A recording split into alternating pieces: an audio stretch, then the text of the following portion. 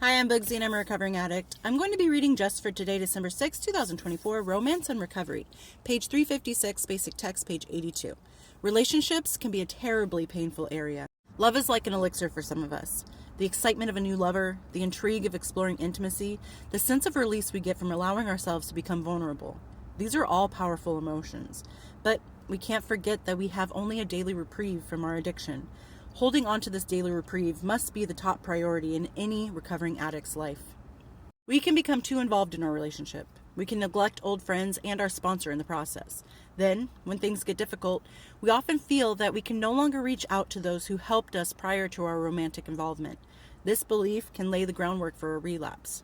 By consistently working our program and attending meetings, we ensure that we have a network of recovery, even when we're deep in a romance. Our desire to be romantically involved is natural, but we mustn't forget that without our program, even the healthiest relationship will not guard us against the strength of our addiction. Just for today, in my desire for romance, I will not ignore my recovery.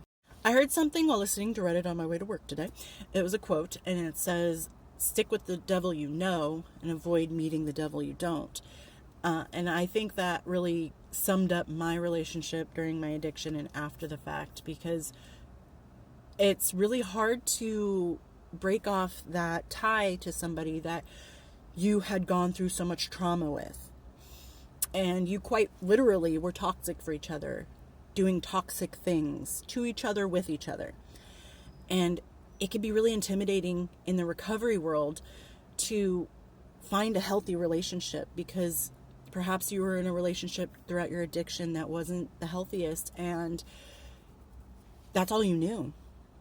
And you can look back into that relationship that you might have had, and even with friendships, I could say, and pinpoint moments you're like, I should have gotten the heck out of there. Like, what was I doing?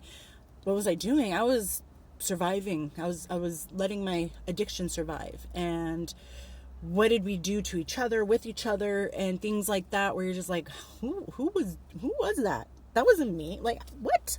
Now you're in recovery and you're seeing, quite clearly the things that went wrong, terribly wrong. And you wonder, like, why did I think that that's what I was worth? And that's even putting aside addiction. People who have never been through addiction stick in relationships that are bad for them, because this is the best I can get. I can't get anything better. This is the best for me. Like, this is what I'm worth. And I think in recovery, it's hard to really actually sit down and think, I'm worth more. But then it's also hard when you're in recovery to maybe find a new relationship and find a healthy relationship, because you're looking at these people who have never gone through addiction and you're like, I have to tell them.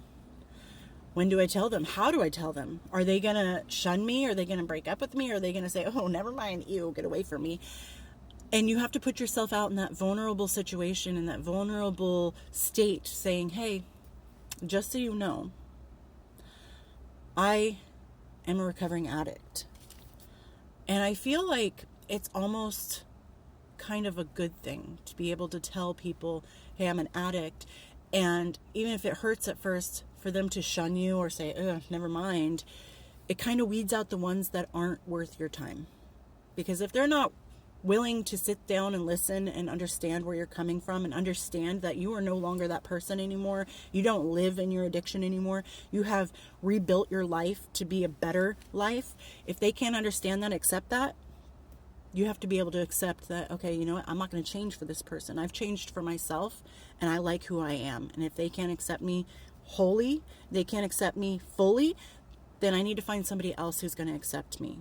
And I have to also be very careful that they aren't pretending to accept me to get something out of it. You know what I mean? I'm sure everybody here has had that feeling of, is this person just using me? So in a relationship, it's really hard to be vulnerable, but I would imagine it's harder to be a recovering addict in a relationship. I haven't started a new relationship since my recovery, so I can't really speak on how hard it could be to go back out there. But I'm sure there's plenty of you guys out there who are like, yeah, you know what?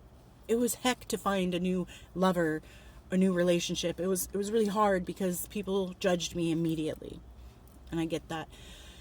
And that being said, if you do find a relationship that feels healthy, it feels right, they accept you, they support you, don't forget to make your inventory, or keep your inventory up to date.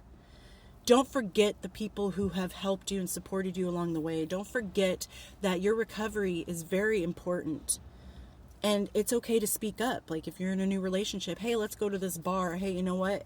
Remember, I have a hard time with alcohol. Or, hey, let's go to this place. And I really want to go, but that area is a very big trigger to me, and I try to avoid it.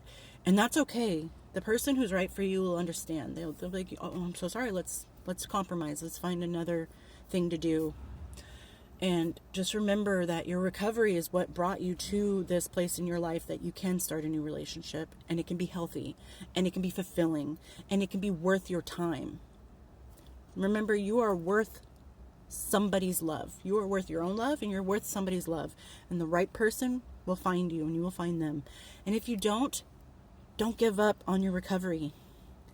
Don't think that because you can't find a relationship right off the bat, or really ever. I mean, I don't think I'll ever get into a relationship again, but if you can't find it, have a relationship with yourself, have a relationship with your God, have a relationship with your friends, your family, your children. Have a relationship that's meaningful. And it's going to be rewarding every day.